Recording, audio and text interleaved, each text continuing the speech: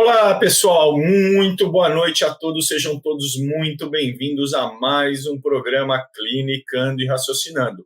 Lembrando que este programa é única e exclusivamente dedicado a médicos veterinários, estudantes de medicina veterinária e que o nosso objetivo aqui é sempre discutir temas relacionados à medicina interna de cães e gatos, de maneira a aprimorar cada vez mais o nosso raciocínio clínico, consequentemente ajudando os nossos pacientes caninos e felinos. Eu sou o professor Paulo Ferian e, juntamente com a professora Helena e a professora Heloísa, formamos a equipe da Raciocínio Clínico Veterinário Experts. Maravilha, pessoal? Então vamos que vamos bater um papo sobre pancreatite em cães e gatos, como é que eu faço o diagnóstico, como é que eu faço o tratamento desta importantíssima enfermidade que traz risco de vida para o meu paciente. Bora lá então, pessoal. Então, lembrando, né, para que serve o pâncreas mesmo, pessoal?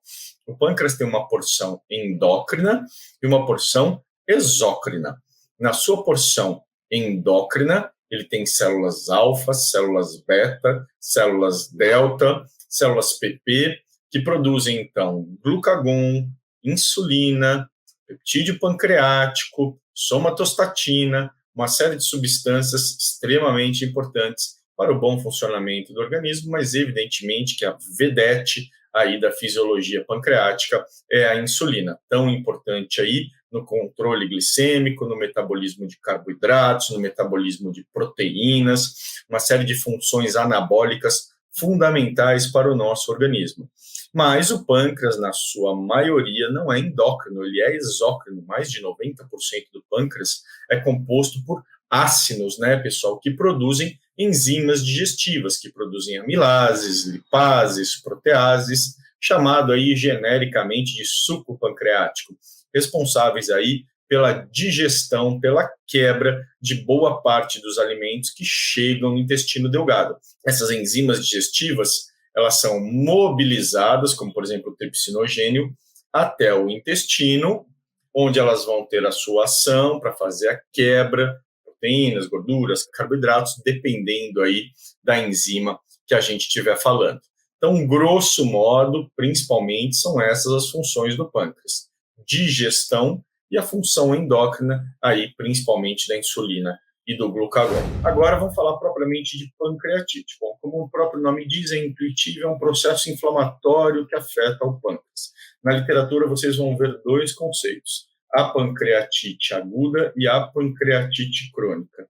Grosso modo, qual seria a diferença? Do ponto de vista histopatológico, a pancreatite aguda é caracterizada por muito edema, infiltrado neutrofílico no pâncreas, portanto, um processo agudo com muita necrose. O processo crônico é caracterizado por infiltrado linfoplasmocitário e menos edema e mais uma característica de fibrose do tecido pancreático.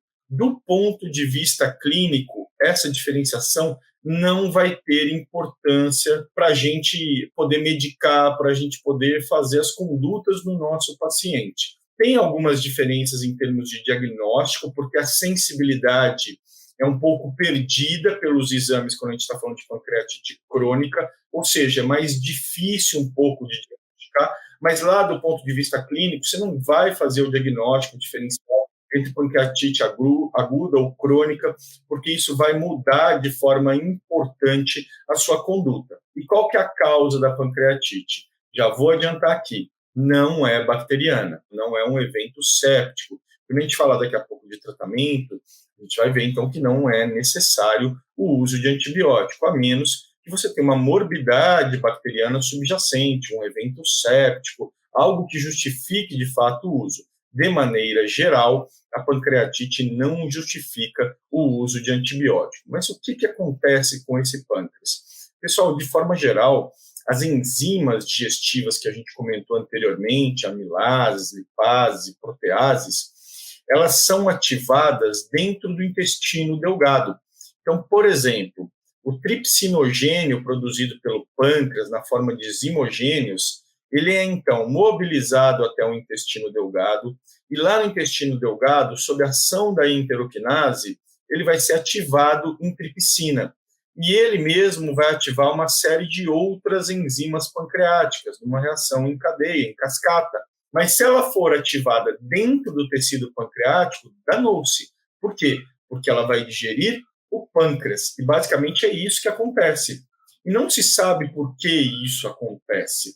Ao ativar a enzima, então, e começar esse processo de agressão, de digestão, vão ser gerados inúmeros mediadores inflamatórios. Esses mediadores inflamatórios chamam células inflamatórias para dentro do tecido pancreático, caracterizando a pancreatite, que vem acompanhada de isquemia, que vem acompanhada de necrose do tecido pancreático, né? E não apenas isso.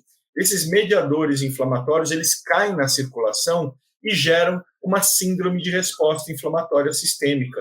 Por isso que a pancreatite, muitas vezes, não é apenas um evento local no pâncreas. Essa inflamação, ela rompe fronteiras. Os mediadores inflamatórios caem na circulação e pode haver uma síndrome de resposta inflamatória sistêmica com todos os seus efeitos maléficos, danosos, que a gente observa, seja qual for a origem de uma síndrome de resposta inflamatória sistêmica. Alguns fatores a gente conhece que tem potencial para ativar aí, ou fazer parte da gênese da ativação dessas enzimas dentro do tecido pancreático. Talvez um dos mais bem documentados seja a hipertrigliceridemia, principalmente quando o triglicérido está acima de 500, por motivos ainda que são obscuros, favorece a ativação dessas enzimas e, consequentemente, a digestão do tecido pancreático. Por isso que é tão importante a gente fazer o controle de triglicerídeos quando ele tiver aumentado de forma mais exuberante. Esse valor de 500 ele é dependido da medicina humana. Em humanos, passou de 500, o risco de pancreatite é mais importante e tem que ter tratamento diretamente para a hipertrigliceridemia. Outros fatores são menos conhecidos. Alguns fármacos, eventualmente, podem ser causadores de pancreatite, né, como, por exemplo, a citarabina. Trauma pode ser causador de pancreatite, né, é possível que haja um trauma do tecido pancreático, manipulação cirúrgica, enfim. 95% dos casos de pancreatite em cães e gatos é de etiologia desconhecida. E do ponto de vista clínico, quais seriam as características? É muito inespecífico. O paciente apresenta vômitos, é a característica mais marcante, então vômito agudo sempre tem que pensar em pancreatite, principalmente se vier acompanhado de repercussão sistêmica mais significativa. Animal apático, prostrado, não quer comer e vomitando. Diarreia pode acontecer. Não é o sinal gastroentérico mais marcante, o vômito é mais importante. Que mais? Desidratação. Aí é constatação do óbvio, tá? Se um animal está vomitando e ele está com diarreia e ele não está bebendo água, evidentemente que ele vai estar desidratado ou potencialmente vai estar desidratado. E a dor abdominal. Em seres humanos, 100% das pessoas têm dor abdominal com pancreatite. Tem até um sinal semiológico muito famoso, é uma faixa arroxeada nas costas, né, que indica pancreatite. É uma doença extremamente agressiva. Para nós, da medicina veterinária, a gente não tem esse número de 100%. Não porque todos não sintam dor, a gente não sabe, mas porque é difícil clinicamente, muitas vezes, identificar essa dor, principalmente no gato. Muitas vezes o gato com pancreatite ele não deixa evidente esse sinal de desconforto abdominal. Clinicamente, em torno de 50% dos animais vão mostrar, vão exibir no exame físico a presença de dor, seja na palpação abdominal ou porque o tutor refere na anamnese ou que ele mostra no consultório aquele sinal de prece, né? Sinal de prece é dor abdominal, não necessariamente pancreatite, mas pancreatite inclusive. Não tem padrão ouro de diagnóstico, um exame que isoladamente resolva todos os meus problemas. Mas o mais importante hoje para um diagnóstico mais específico é a LPS, que a gente vai falar daqui a pouco. Vamos começar falando sobre o hemograma. Eritrograma, em geral, não aparece muita coisa, não. Pode aparecer hemoconcentração, porque o animal está vomitando, porque ele não está bebendo, porque ele está com diarreia. Então, possibilidade número 1 é ter uma eritrocitose discreta por hemoconcentração. Possibilidade número 2 é você ter uma anemia relacionada ao processo inflamatório. Embora a literatura fale sempre em uma anemia moderada, fique atento que pode haver alguns animais, pelo menos a prática clínica mostra isso, que tem uma anemia mais importante, mais exuberante, inclusive com a possibilidade de transfusão sanguínea, muito relacionada a este processo inflamatório. Leucograma normalmente é caracterizado por leucocitose com desvio à esquerda regenerativo. Então, a gente tem leucocitose às custas de uma neutrofilia com bastonete, com célula jovem. Normalmente existe um desvio à esquerda. A magnitude é variável.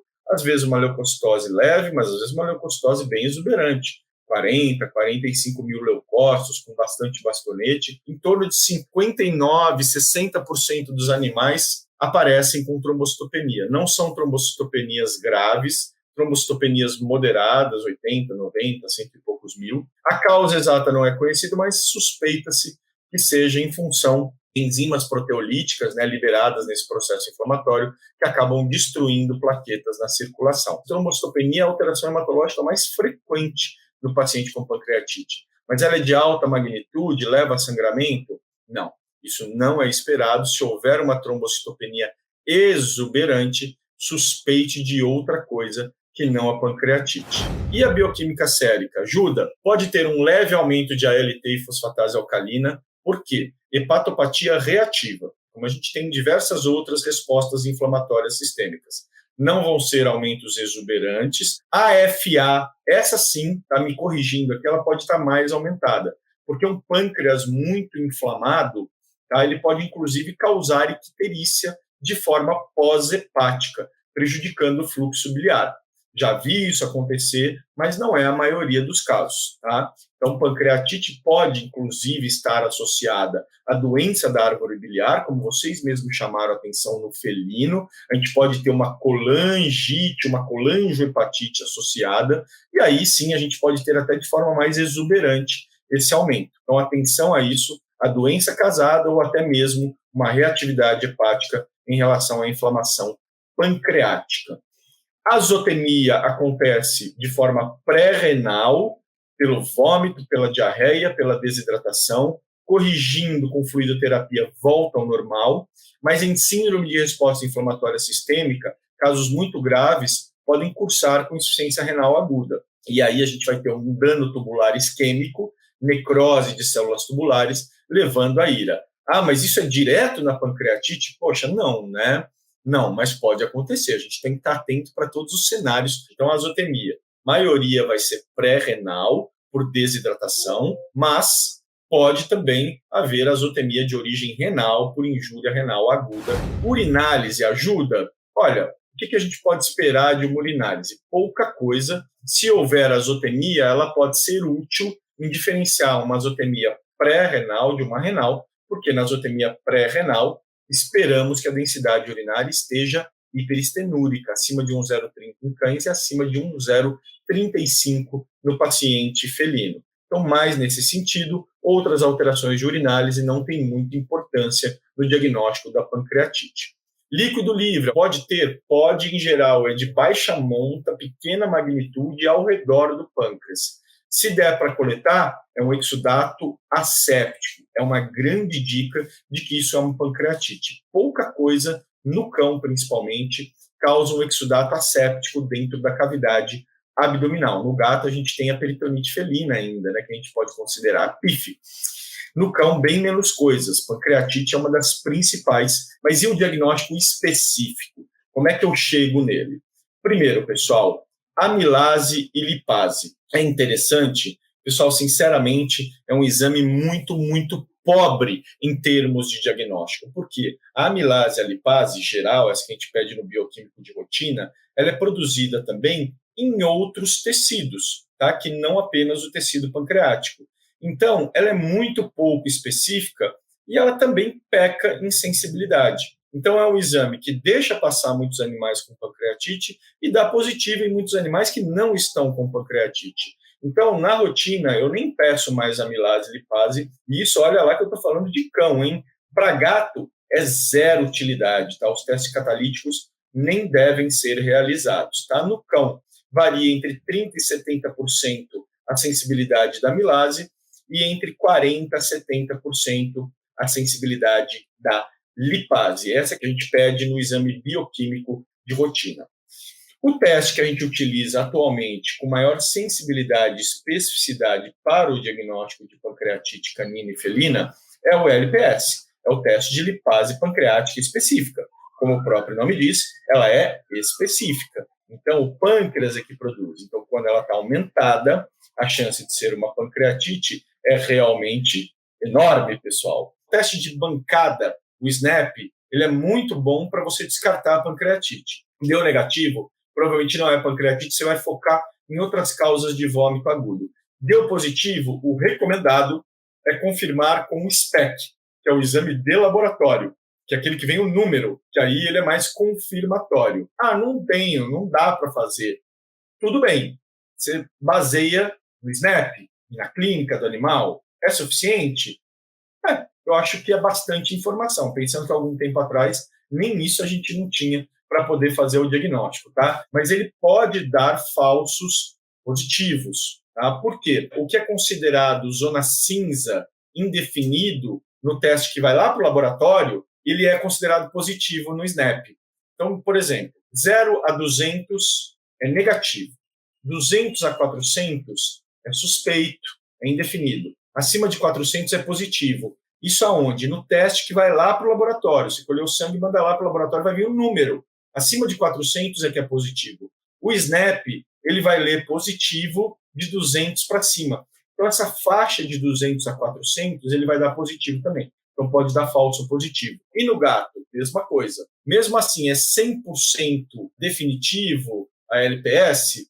Não, tá? Principalmente na pancreatite crônica. Não em que sentido? Pode dar resultados falsos negativos. Então, o gato pode ter uma pancreatite crônica e o exame não vir aumentado, ou vir numa faixa aí que é indefinida, né? Essa faixa cinza que eu referi para vocês. Tá bom? Que no gato é entre 3,6 e 5,2, é bem diferente do cão. E acima de 5,3 é considerado positivo no paciente felino. Tratamento. Pessoal, é simples demais. Tratamento de pancreatite são 3 pilares: manutenção do equilíbrio hídrico-eletrolítico, analgesia e dieta. É isso que você tem que saber para tratar um paciente com pancreatite. Então, pessoal, o que eu faço em termos de hemodinâmica, né?